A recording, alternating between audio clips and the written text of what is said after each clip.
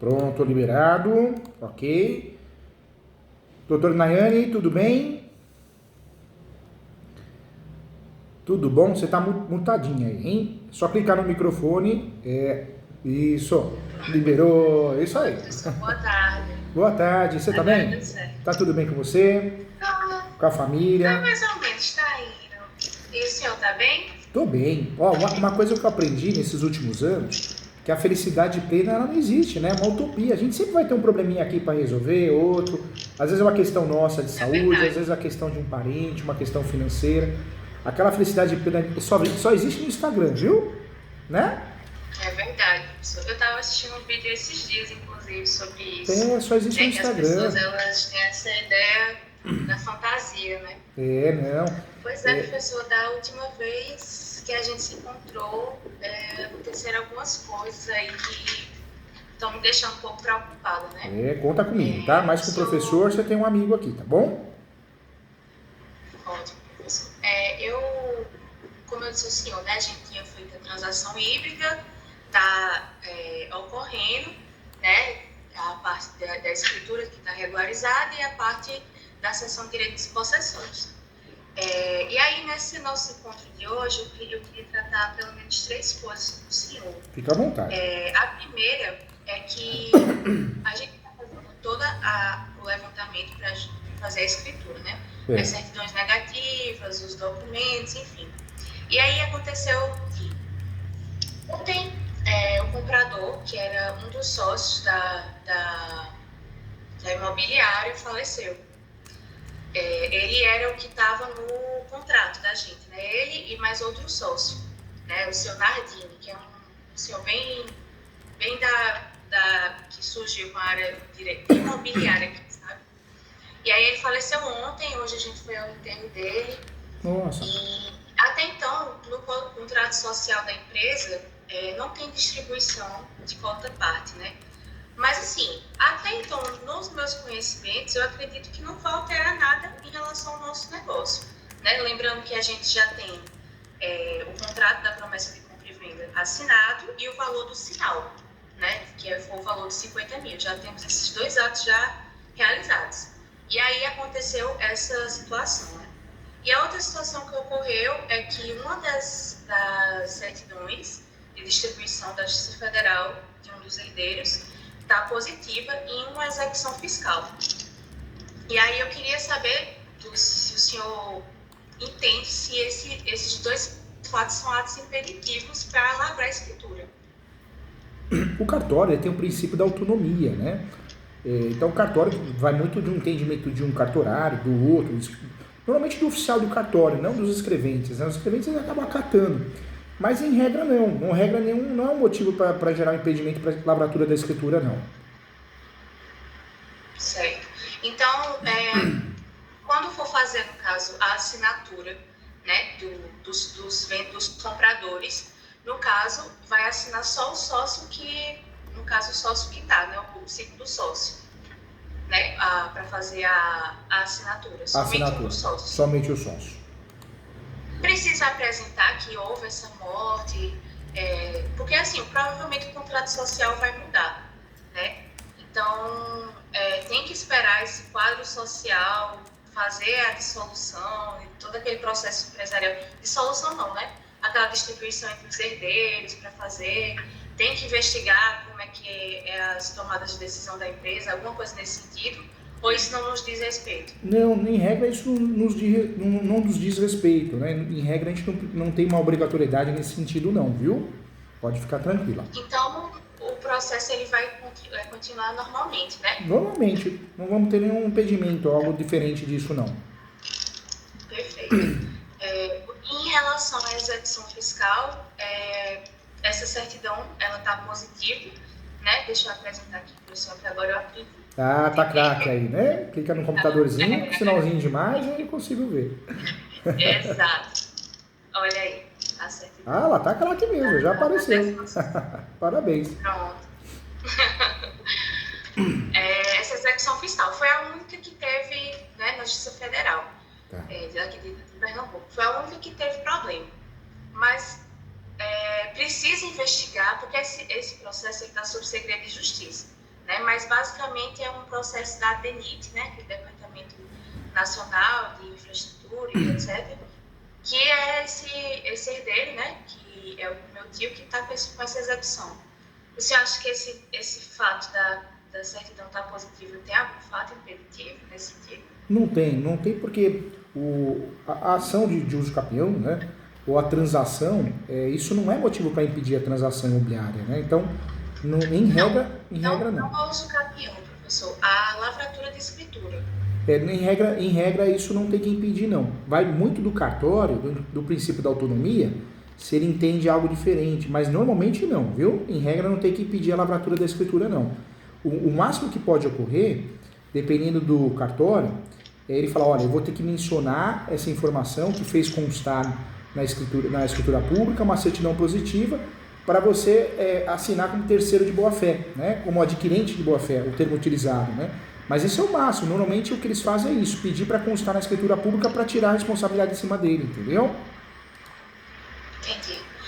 No caso, eu posso fazer algum documento que, no caso, o comprador assume esse conhecimento dessa situação? Pode fazer até na escritura pública.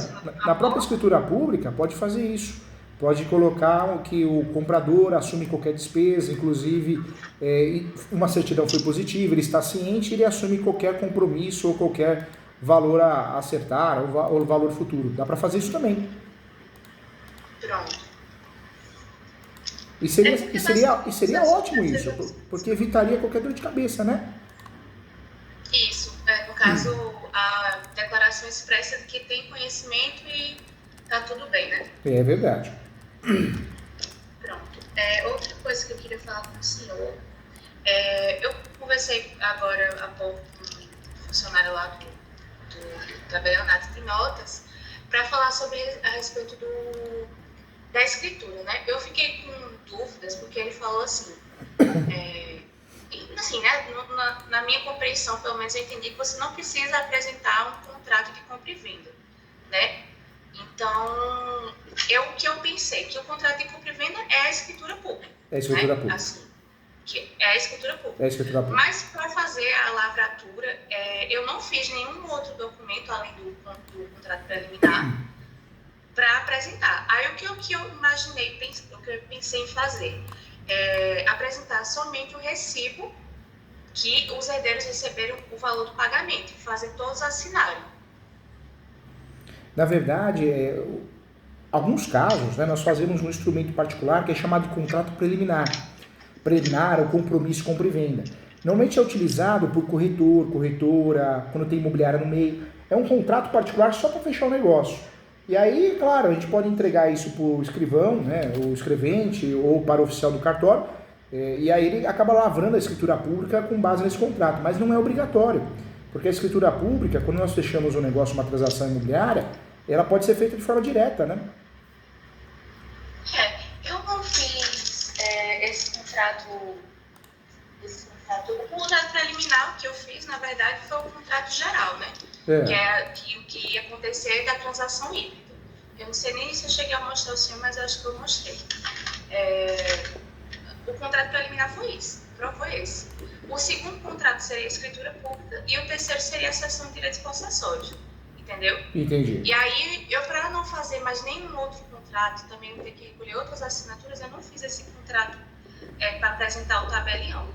Eu imaginei só apresentar toda a documentação e o recibo de pagamento, com a assinatura de todos. Apresentando, na verdade, o valor, né, do negócio, a forma de pagamento, os documentos solicitados, o tabelião ou o escrevente ele vai se virar e vai fazer em cima disso. Não existe obrigatoriedade, né? Pronto. Esse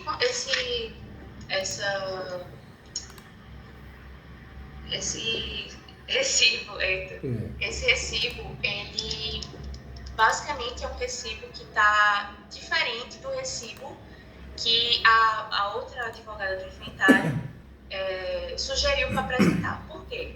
No inventário, a área está com 250 metros quadrados, porque eles não sabiam desse vício registral, desse vício na matrícula.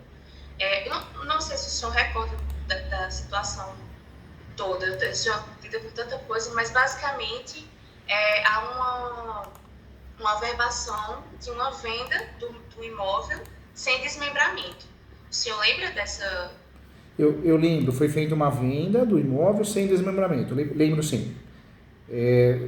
Não lembro do conteúdo, mas eu lembro do teor. Exato. Essa venda ela foi feita antes de fazer, no caso, essa venda foi em 77 e a venda do terreno todo, com 250 metros, foi em 86. Aí ficou averbado essa venda como se o imóvel tivesse desmembrado, mas não houve desmembramento, entendeu? Aí, basicamente, no inventário está com 250 metros. E o recibo que ela tem que apresentar é com os 250 metros, entendeu? Entendi. Aí isso está dando, assim, uma bagunça na minha cabeça. Porque o que eu vou apresentar para o tabelionato, para ele lá na escritura, é esse recibo aqui. Deixa eu mostrar assim.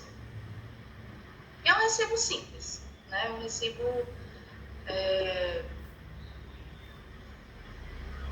com um valor que vai ser feito na escritura também. Ótimo, ele supre sim. Perfeito. Então, eu tirei o sócio que faleceu e agora só está esse daqui. Eu não sei bem se eu estou no caminho certo. Coloquei aqui o valor e coloquei o valor corrigido, que é 150 metros quadrados, que é o que está na matrícula, entendeu? Entendi. Ótimo. E aí coloquei só os herdeiros para fazer a assinatura. Aí esse recibo aqui é o que eu estou pensando em apresentar para o tabelionato para fazer a lavratura da escritura, entendeu? Entendi. Eles vão pedir, na verdade, sempre o valor do negócio, a forma de pagamento, a certidão atualizada, né? E normalmente eles vão pedir comprovante de pagamento. Comprovante de pagamento e o recibo. Então, não, é isso mesmo. A doutora fez o que tinha que fazer. Certo. Ótimo. Parabéns. É isso. Eu não estou pensando em fazer nenhum contrato, assim. Pronto. Aí, passando por essas situações, lembra que a gente entrou no aspecto da usucapião judicial, né? A usucapião judicial que eu vou fazer, professor, que eu estava tentando estudar, o senhor mencionou que seria extraordinária, né? E aí eu fui estudando as outras espécies e vi que existia uma espécie de vício registral, usucapião de vício registral. Essa se encaixaria na nossa situação? Se encaixaria. A doutora poderia fazer até mais. Poderia fazer o usucapião do 1238 e usar o vício registral como tese. Nós podemos usar a ação de uso capião de vício registral ou o vício registral como tese. Então a doutora poderia trabalhar com 1238 com mais segurança, porque é um uso capião que tem artigo, né? O vício registral é doutrinário e jurisprudencial. Então trabalha com 1238 e dentro dessa ação, em preliminar antes dos fatos, a doutora pode abrir um tópico do vício registral.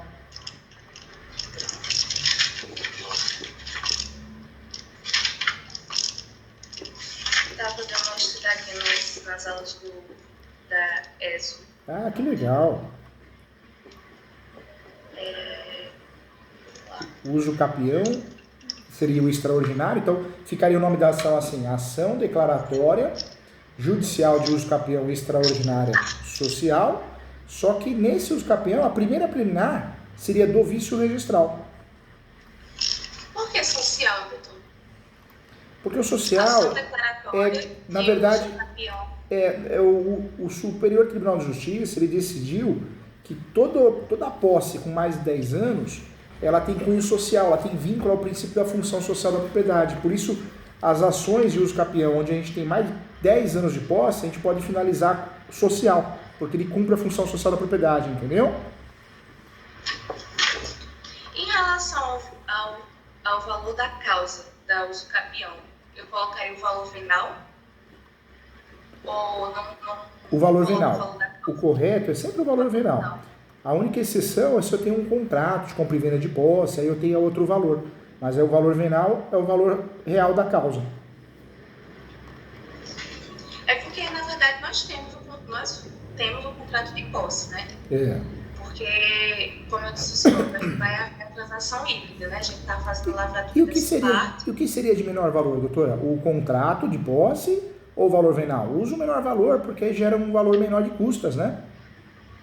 Exato. é o valor é o contrato de posse, né? Porque o valor da escritura é 500 e o contrato de posse seria 400, né? Ah, então vai nessa linha, né? Usa o menor valor. Pronto. Outra coisa, doutor. Em relação ao inventário, né? Eu não sou advogada de inventário, mas o fato deles não terem se atentado que havia esse vício registral, eu acho que também o inventário ele nem alcança muito essas partes mais específicas o inventário, na verdade, ele serve para pagar as contas do nosso ente querido, falecido, falecida, e o que sobra vai ser partilhado, né, dentro do direito das sucessões. Por isso o inventário, fazer inventário de um imóvel irregular, não compensa, porque o inventário por si só não regulariza imóveis, né? Exato. E aí, o senhor entende que a advogada precisaria retificar o laudo de avaliação desse imóvel com 150 metros? O ideal seria retificar. Se não gerasse nenhum custo, seria interessante. Se não, né, se for gerar um custo, alguma complicação, faz assim mesmo, porque na ação, nesse caso, né, a ideia, essa planta, ela foi feita recentemente, não foi? Eu estou tentando lembrar que a doutora me falou na nossa conversa anterior, mas ela foi feita faz pouco tempo, né? Porque, assim, doutor, de verdade mesmo, nós não temos 250, nós temos 318. Entendi. Só que o laudo de avaliação está com 250, entendeu? Entendi. E aí o que estava gerando nota devolutiva no cartório era, porque a situação pretendida era 318, mas o que a gente tinha era 150, né? Porque tinha saído 100. Então, aí o senhor entende que sim, se não gerar custos, né? Se não gerar custos, aí é melhor acertar, fazer retificação, né? Isso. Porque é o seguinte, se ela não fizer essa retificação, vai ficar como se fosse dois recibos. Um de 150 metros quadrados e o outro de 250 metros quadrados, que seria para ela apresentar. Verdade. Porque ela precisa apresentar esse recibo, já saiu o alvará da venda. Eu não sei se o senhor lembra, mas um dos herdeiros é interditado. Eu sei que é uma situação bem complexa assim, para a gente tentar resumir, doutor, mas basicamente uma das herdeiras é interditada. E aí já no inventário já houve o alvará judicial para a venda do imóvel com o quinhão dela, entendeu? Entendi. Então essa parte já está toda certa, toda dividida do valor que ela vai receber. E aí a advogada ela precisa apresentar tanto o recibo, que vai ser dos 500 mil, né, com a assinatura de todos, quanto o recibo, o comprovante de pagamento do valor dela, entendeu? Só o dela que vai precisar se apresentar no caso. Entendi. Então eu acredito que precise sim retificar no inventário todo esse processo. Agora eu estou com medo de, assim, com medo não, né? Porque a gente não tem medo, a gente enfrenta. Tem receio, mas né? Eu estou com receio, exatamente, o receio de ter conflito de informações, entendeu? No sentido de, por exemplo, lá está no laudo de avaliação, está 250 metros quadrados. Aí eu boto no tabela. Se bem que assim, tabelionato, lavratura não é muita coisa, né? É só fazer a lavratura sem fazer registro, né? Mas aí do nada a gente vai entrar com a ação do usucapião. Não vai ter conflito, não, doutor, assim. Porque eu sei que são vários diferentes, né? Não tem, porque a questão do usucapião é vício registral, né? É uma questão registral. E a outra é uma questão administrativa. Então não tem esse conflito. Na prática não tem a mesma coisa. Professor Júlio, posso distribuir o inventário e fazer usucapião também? Também pode. Porque às vezes você quer incluir aquele bem no inventário por algum motivo, para gerar publicidade, não gerar fofoca entre a família, e quer fazer usucapião para regularizar por fora. Então, um não impede o outro, entendeu, doutora? Sim, entendi. Nesse caso, a minha orientação para os herdeiros é que faça retificação do inventário, de que não se trata de 250, e sim 150, e apresente o recibo do valor de 150 mesmo. Porque é o recibo correto, assim. Verdade. Eu queria perguntar uma dúvidazinha do senhor. A anotação à margem é a mesma coisa que não há anotação à margem, é a mesma coisa que não tem registro? É a mesma coisa que não tem registro. Na verdade, eles usam esse termo, né? Não há anotações, ou alguns falam não existe pré-questionamento registral. Então, quer dizer que não tem registro em lugar nenhum, quer dizer que não tem matrícula de origem, né? Eu só vou ter um probleminha É. em relação, mas esse aqui eu acho que dá para resolver. Porque vai apresentar o comprovante de pagamento, o valor do imóvel não é 500 mil, o valor do imóvel é 900 mil. Só que uma parte é lavratura e outra parte é cessão de posse. Só que nessa parte, na primeira parte da lavratura, a gente só vai ter o comprovante de 450 mil, que é o que meu pai vai receber. Tá entendendo? Deixa eu ver se eu consigo explicar melhor o senhor. Deixa eu abrir aqui.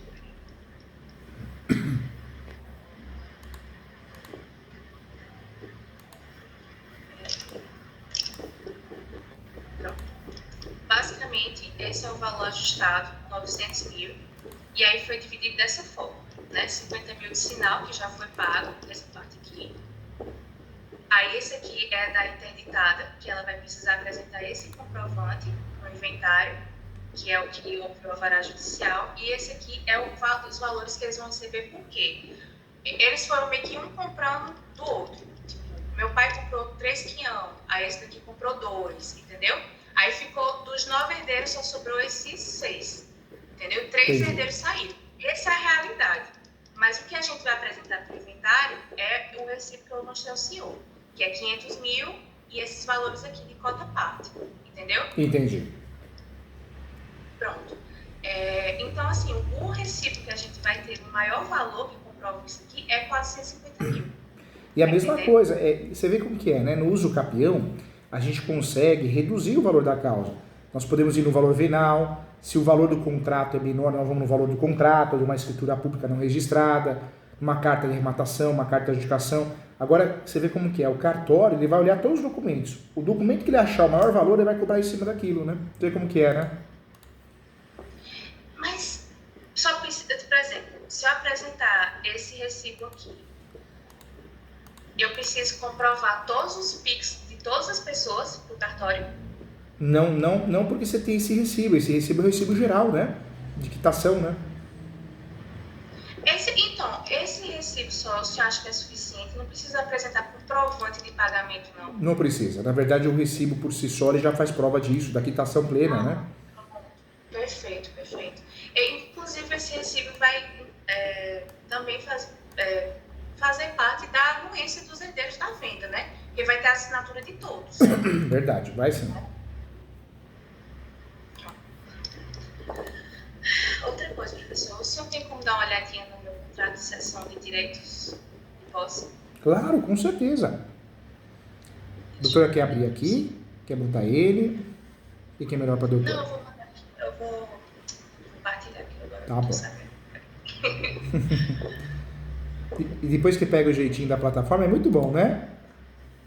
É porque eu tenho que apertar Enter e eu ficava procurando um botãozinho para apertar, entendeu? Pronto. Esse é o meu instrumento particular de cessão de direitos possessórios e afins. Lembrando, professor, novamente, que é uma transação híbrida. Uma parte vai ser escriturada e outra parte vai ser a gente vai fazer a sessão de posse. Vai fazer a sessão. Por isso nós optamos em fazer o contrato preliminar de tudo, né, para fechar o negócio como ele é. E por fora faz a sessão e faz a escritura pública. Isso. Esse é o contrato de tudo que eu mostrei já ao senhor e esse é o contrato de cessão de posse. Ah, tá. Eu falo senhor só por respeito, me vem, professor, o senhor não é velho, não. Outra coisa, professor. O senhor mencionou na nossa encontro passado que eu poderia colocar somente os possuidores, certo? Certo. Não quem exerceu de fato a posse, que foram só os 2 herdeiros, entendeu? Meu avô, ele morreu em 2006 e a partir de 2006, essa minha tia continuou a morar até 2021 e depois meu pai de 2019 a 2023. Mas ambas as posses, tipo, o imóvel nunca ficou sem ninguém. Sempre foi ocupado por um desses 2 herdeiros, entendeu? Aí a sessão de posse, eu coloquei como excedente só essas 2 pessoas, para não precisar ter a assinatura de todo mundo, porque essas pessoas, de fato, não exerceram posse, entendeu? Entendi. O senhor está certo? Certo. Na verdade, não cria nenhum impedimento. O raciocínio está certo. que ele faleceu, a gente vai ter que tirar, né, do contrato. Aí do objeto eu coloquei aqui, o senhor está acompanhando aí? Tô acompanhando aqui. E a doutora pode também mandar no WhatsApp aqui do escritório, a Camila já encaminha para mim também, viu? Porque Pronto, pode fazer isso, porque se tiver alguma coisinha, eu já altero e já te mando de volta, viu? Pronto, professor, já te mandar aqui. Pronto, pode fazer isso.